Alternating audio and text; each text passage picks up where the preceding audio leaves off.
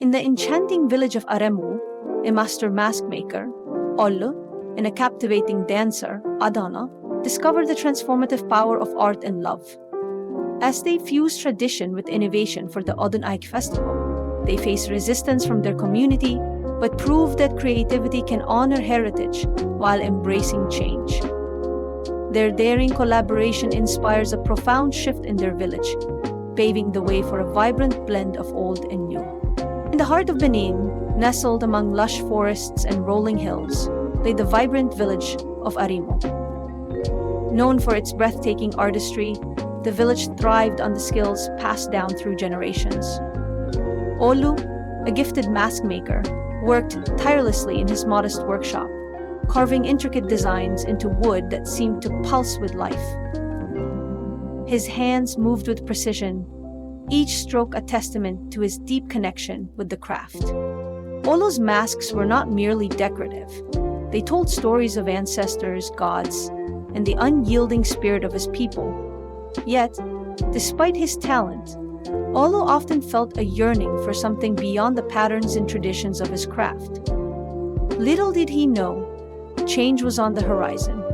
That change arrived in the form of Adanna, a captivating dancer whose movements spoke of freedom and unspoken dreams. She had returned to Aremu to prepare for the upcoming Odun Aje festival, a celebration that brought the community together in joyous unity. The first encounter between Odlu and Adanna was anything but ordinary. Odlu had gone to the marketplace to gather supplies, and there she was, moving with an elegance that seemed to defy gravity. Adanna was rehearsing a dance routine, her vibrant attire flowing like water in motion. She exuded confidence, her every step commanding attention from onlookers. For a moment, Odlu forgot why he had come to the market. Sad, Adanna noticed him, her piercing eyes locking with his. She offered a small smile, a gesture that made Olu's heart race. He mustered the courage to approach her. Your movements, they tell a story. Do you always dance with such passion? He asked, his voice steady despite his nervousness. Adanna laughed, a sound as melodious as her dance. And your masks? She countered. Do they not also carry stories? Thus began a connection that neither of them fully understood, but could already feel deep within their souls. Dar, she, Rihanna had returned to Aremu not only for the festival, but also to reconnect with her roots. Having spent years in the bustling city of Lagos, she had learned the art of contemporary dance. Yet something had always felt missing. The rhythm of her hometown's drums and the stories told through traditional dances haunted her dreams.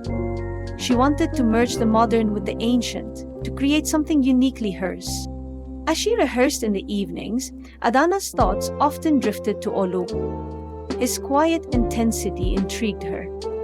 There was a certain vulnerability in his eyes that hinted at untold stories. She found herself wondering about the man behind the masks. What inspired him? What did he dream of when the tools of his trade were set aside? Wat ormis, lukshok utnatochi, pridach vandar didar. Olu couldn't stop thinking about Adanna. Her energy, her poise, her unapologetic embrace of both tradition and individuality. Everything about her stirred something in him. In his workshop, he began carving a new mask. This one was different from his usual pieces. It was bolder, freer, with sweeping lines that broke away from the rigid symmetry of tradition. He called it the Mask of Freedom. When it was finished, Olu felt both pride and fear. Would his village accept this departure from convention? He decided to show it to Adanna first. She understood freedom better than anyone he knew. One evening, he found her by the riverbank, practicing a new routine. I made this for you, he said, holding out the mask. Adanna's eyes widened as she took it, her fingers tracing the lines. It's extraordinary, she whispered. The Odun Aje festival was only weeks away, and the village buzzed with anticipation. Preparations were in full swing, stalls were being set up, drums were being repaired, and costumes were being sewn. For Olu and Adanna, the festival meant more than celebration. It was a chance to showcase their talents and, perhaps, introduce something new to Arenu's traditions. Olu suggested that Adanna incorporate his mask into her dance. "It's not just a mask," he explained. "It's a story of breaking free, of blending the old and the new." Adanna hesitated. "Do you think they'll understand?" she asked. Olu's reply was firm. "They will if you show them with your heart." And so, they began to rehearse together, their shared passion weaving a tapestry of art that neither could have created alone. As the festival drew closer, whispers began to circulate in the village.